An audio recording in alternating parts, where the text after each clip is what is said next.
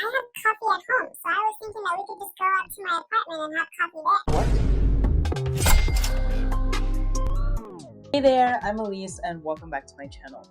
So if you've seen some of my previous videos on why I think Tinder in Korea just doesn't work, you'll know that I have pretty much tried to avoid ever talking about my dating life on this channel. But everyone IRL keeps telling me that these stories are just too good to keep to myself. And so today I'm going to suck it up, rip off the band-aid and start sharing my Tinder chronicles, or dates and relationships that just went so far left that they are burned in my brain forever. But before we get into it, don't forget to subscribe and follow me on Instagram for more advice, stories, and peeks into my real life in Korea. Okay, so this is the story of my very first date after coming to Korea.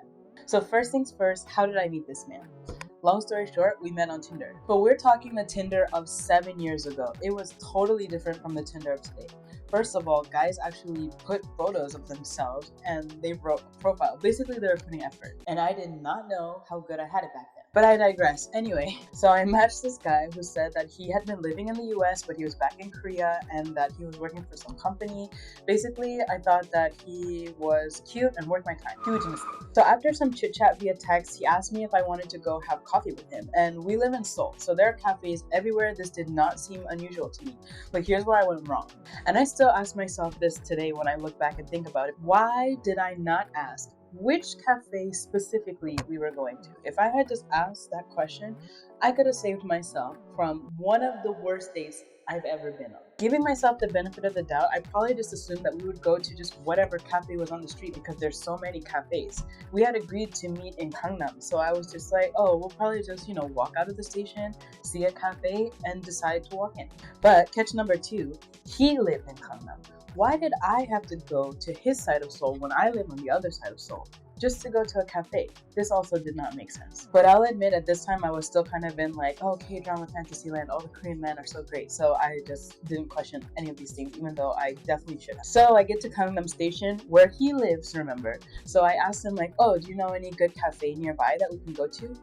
Tell me why this man said, Oh, well, I have coffee at home, so I was thinking that we could just go up to my apartment and have coffee there. what? And I may have been an idiot for going there without actually having the place confirmed, but I was not that big an idiot that I was going to go up to his house. I knew what was going to happen if I go up to his house. So the 32-year-old Elise who I am today could go back in time and slap 25-year-old Elise in the face for not just leaving, but I, for some reason, was like, hey, I don't think that's a good idea. So how about we just walk around and see if there's any cafes like down the street. So we get to this cafe, and I think it was Cafe Benning, which I hate, but I was just so flustered from the previous situation that I just walked into whatever cafe was the next cafe I saw.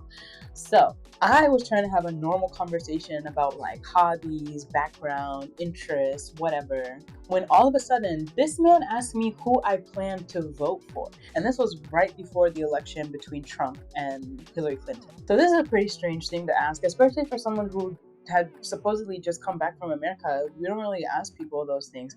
But I felt like, okay, so Trump had just said some wild things in the news. I mean, as he does, but it was a new occurrence at that point. So I thought that he just wanted to like make fun of the crazy thing that Trump said today on the news.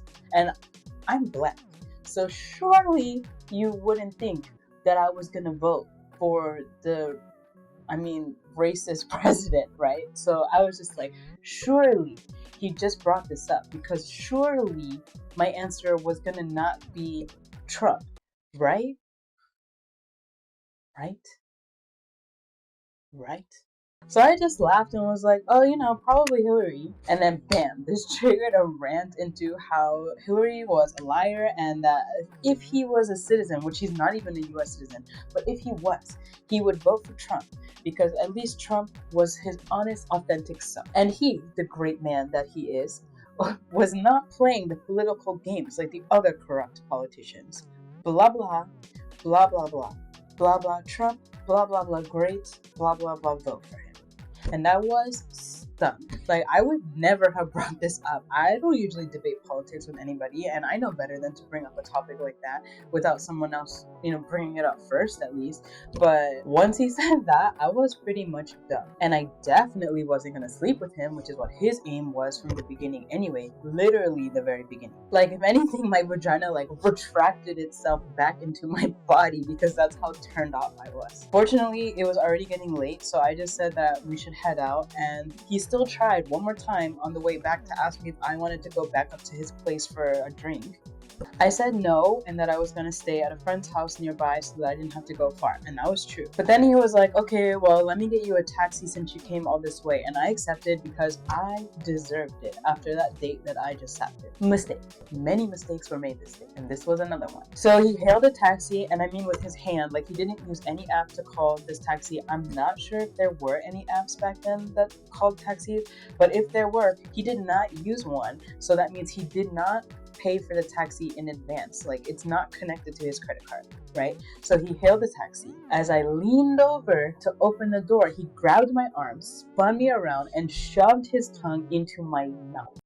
Oh, brother, this guy stinks! Literally, it was like that iconic photo where that sailor grabbed that nurse and shoved his face into her face. And now I know how disgusted she must have been because that was gross. And after it was over, I said nothing. I just got into the taxi, shut the door.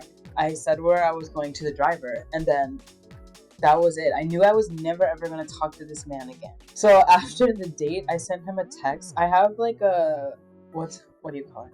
I have a copy paste go-to breakup text when I don't want to talk to the guy anymore that I just went out with. Even though he totally deserved to be ghosted, I'm not on team ghost, and so I still took the courtesy to send him this message. But I didn't have my strategy together back then, so here's where I made yet another mistake. I didn't block him after I sent that message. I guess I thought that he wasn't going to reply, but oh, did he reply? He accused me of being a prude bitch and a gold digger because I wanted to date a man in Gangnam and expected him to just take me out and treat me to the lavish life. I'm like, sir, you did not even want to buy me a cup of coffee, which is $5.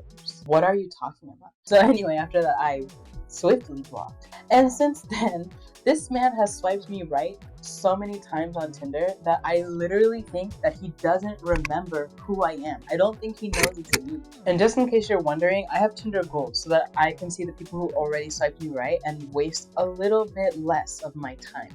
So I just keep seeing his face pop up there and I'm just like, what are you doing? It's very comical that after fumbling so hard, he still tries. Okay, so what a horrible first date experience in Korea I have, but I don't want this to just become a series where I talk about shitty dates and the moral of the story is all Korean men are fuckboys and you should not date Korean men. That is not the point of this video. That is not ever going to be the point of these videos. I've lived long enough and I've lived in enough different countries to know that that is not even true and there's shitty men everywhere.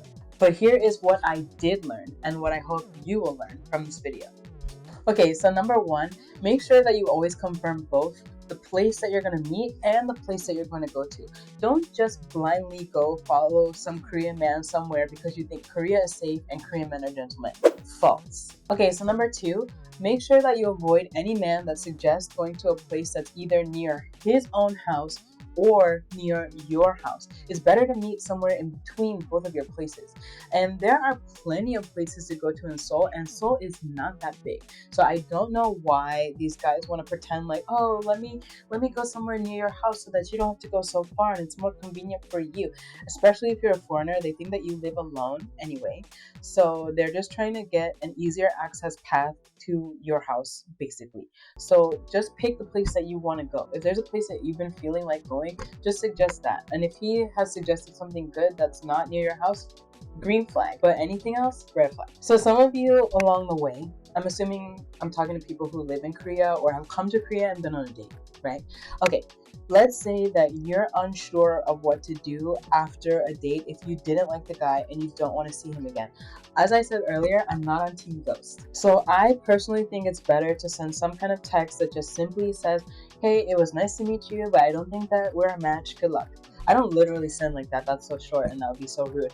But that's the gist of what kind of things I think you should say if the guy was polite. If he was like a horrible person, I support you if you want to ghost. I don't ghost, but I would support that decision if a friend told me that's what they were gonna do. So it was actually after this date that I made a distinction of who I ghost and who I don't ghost. So again, guys who totally disrespected me and like made me feel like I wasn't even a person, basically, ghosted. If you're gonna treat me like I'm not even a living human being, then basically you told me that you want me to ghost you, so bye. For every other guy, I send this courtesy text, and if you want to have my courtesy text, then just ask me in the comments down below, and then I'll send you a copy. I also recommend that after you send this text, just go ahead and block. Like, you don't really owe anybody anything after you've already told them that you don't want to see them again, and you never know, first of all, who's going to answer and who's not going to answer, and also how they're going to answer. I have gotten some very hostile answers. Don't even put yourself through that. You deserve better. Just send your courtesy message, block, and go on with your life.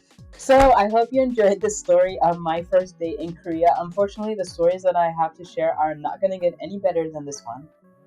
I mean that as in they're just going to get worse and worse and more crazy. I mean, otherwise I'd be in a relationship right now, right? Or better yet, I'd be married. On a more serious note, I also make videos about things like housing in Korea, life in Korea, getting a job in Korea, so be sure to check out my other videos.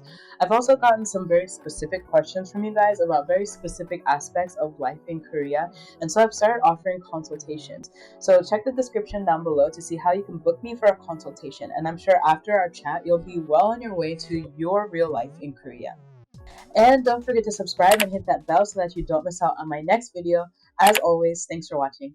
Bye! 다음에 봐요.